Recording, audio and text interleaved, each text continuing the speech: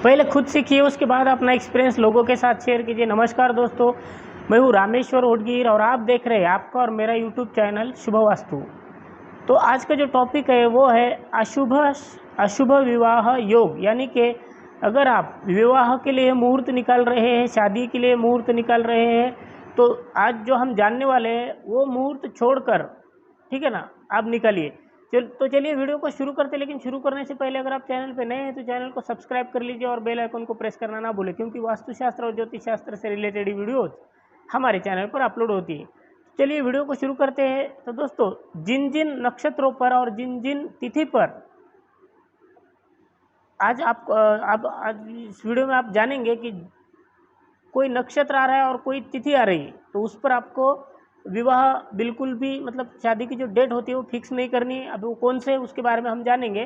तो कुल मिलाकर के 8 पॉइंट ऐसे हैं जहाँ पर ऐसे नक्षत्र आ रहे हैं और ऐसी तिथि आ रही है जहाँ पर हम लोग अगर शादी करेंगे तो उसके जो परिणाम होते हैं वो अशुभ ही हमें मिलेंगे। इसके लिए हमें इससे बचकर रहना है। यानी कि जो ये तिथि और ये जो नक्षत्र आते हैं उस पर हमें शादी नहीं करनी, ठीक है। तो देखते हैं कि कौन से वो पॉइंट है जिस पर हम शादी को टाल सकते, ठीक है। तो चलिए बढ़ते हैं आगे।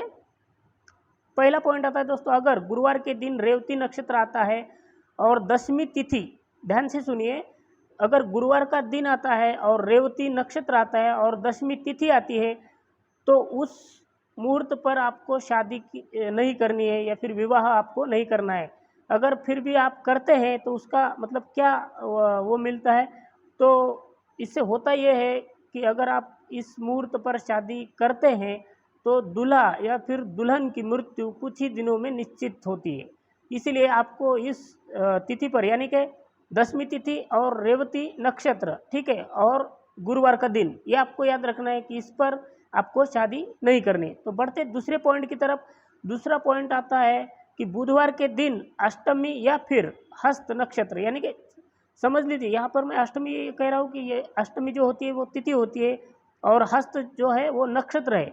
समझ लीजिए बुधवार का दिन आता है और अष्टमी तिथि आती है और हस्त नक्षत्र आता हो, ऐसे मुहूर्त पर आपको अगर अगर आप विवाह करते हैं, शादी करते हैं, तो समझ लीजिए या तो दुल्हन के घर वालों को या फिर दोनों को भी, दुल्हन के घर वालों को भी और दूल्हे के घर वालों को भी मतलब पीड़ा होती है और वो पीड़ा इतनी मतलब असहनीय होती है। इसलिए इस मुहूर्त पर भी आपको शादी टाल देनी है। यानी कि एक दिन आप आगे कर सकते हैं या फिर पीछे कर सकते हैं, लेकिन जैसे जैसे बुधवार को अष्टमी या फिर हस्त नक्षत्र आता हो तो आपको शादी उस वक्त, विवाह या फिर शादी आप कहेंगे, तो आपको नहीं करनी। तो बढ़ते तीसरे पॉइंट की तरफ। तो तीसरा पॉइंट ये आता है कि मंगलवार का दिन आता हो, उसके बाद षष्ठी तिथि आती हो और अनुराधा नक्षत्र आता हो, तो आपको उस वक्त भी शादी के मुहूर्त को टाल देना है। या अब ये क्यों टाल देना है, इसका क्या रीज़न है। तो इसका रीज़न ये होता है कि अगर फिर भी आप इस मुहूर्त पर शादी करते हैं, इस योग पर आप शादी करते हैं, तो आपके जो ब्याही होते हैं या फिर आपकी बहन होती है, इन दोनों में से एक की मृत्यु निश्चित होती है। तो इस पर भी आपको शादी को टाल देना है, ठीक है।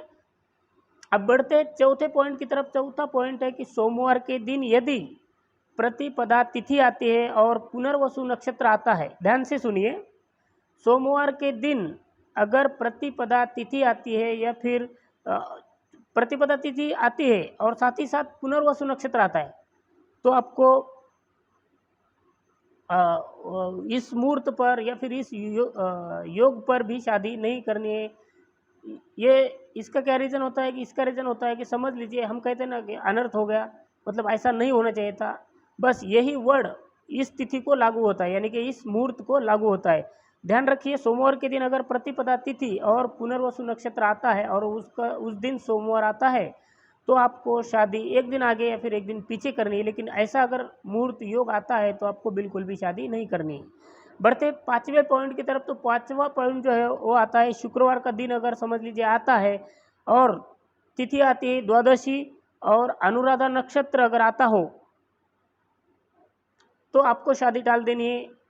अगर आप नहीं टालते हैं तो दूल्हे के साथ जो लड़कियां होती है या फिर यूँ कहे कि दुल्हन के साथ जो भी लड़कियां होती है, तो उनके लिए ये बहुत ही पीड़ादायक साबित होता है। इसके लिए ये भी विवाह आपको, ये विवाह योग ऐसा आने वाला विवाह योग जो होता है आपको टालना है। ठीक है, बढ़ते हैं छठवें पॉइंट की तरफ।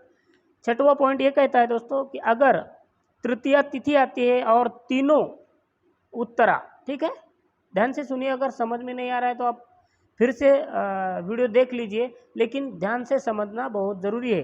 तो समझ लीजिए, अगर तृतीया तिथि आती है और तीनों उत्तरा नक्षत्र आते हैं। अब तीनों उत्तरा नक्षत्र कौन से आते हैं?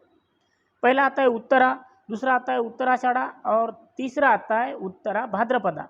ये तीनों नक्षत्र आते हो और तृतीया तिथि आती हो तो आपको ये विवाह योग टालना है। अब ये क्यों टालना है?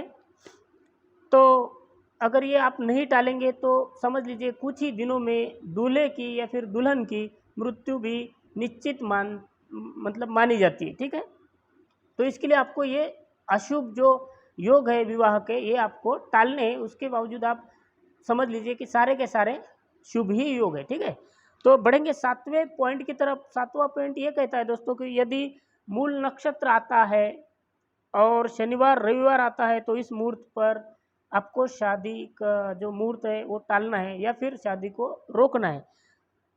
अब अगर आप इसे रोकते नहीं हैं और ये शादी हो जाती है तो समझ लीजिए दूल्हा दुल्हन के जो जीवन का जो होता है ना, वो समूल यानी कि सब उच्चाटन हो जाता है। यानी कि जीवन मतलब आपका जीवन नहीं रहेगा। ठीक है ना, तो ये मूल नक्षत्र आता है और शनिवार रविवार आता है तो ये आपको उस दिन विवाह योग रोक देना है। विवाह की जो तारीख होती है उसे रोकना है। ठीक है, तो बढ़ेंगे आठवें पॉइंट की तरफ। तो आठवां पॉइंट ये कहता है कि मंगलवार को यदि भरणी या फिर रोहिणी नक्षत्र आता है, ठीक है, ध्यान से सुनिए, मंगलवार दिन आता है और भरणी या फिर रोहिणी नक्षत्र आता है और उस वक्त अगर आप शादी करते हैं तो दूल्हा और दुल्हन दोनों के लिए भी ये शुभ संकेत नहीं है। ठीक है, तो दोस्तों आपको ये सब सुन करके अच्छा नहीं लगा होगा, लेकिन मेरा ये आपको ये बताने का यही मकसद है, एक ही रीज़न है कि अगर आप अपने जीवन में शांति और सुख समाधान चाहते हैं तो आपको करना क्या है कि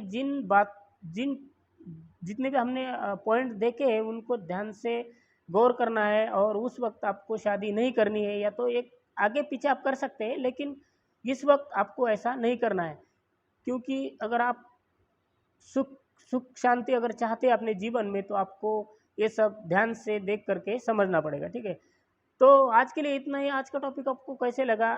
अगर यदि आपको नक्षत्र अगर आपका जन्म कौन से नक्षत्र पर हुआ है और उस नक्षत्रों के बारे में भी आप जानने में उत्सुक है तो हमारी जो कमिंग सुन जो वीडियो होगी वो उसी के ऊपर होगी। आपको सब कुछ अपने को मतलब आपको सब कुछ कोई भी डाउट आपका क्लियर कोई भी डाउट आपको नहीं रहेगा, यही मेरा इरादा है। ठीक है, तो आज का टॉपिक आपको कैसे लगा ये वीडियो में कमेंट में ज़रूर बताइए और तब तक के लिए स्वस्थ रहिए, मस्त रहिए।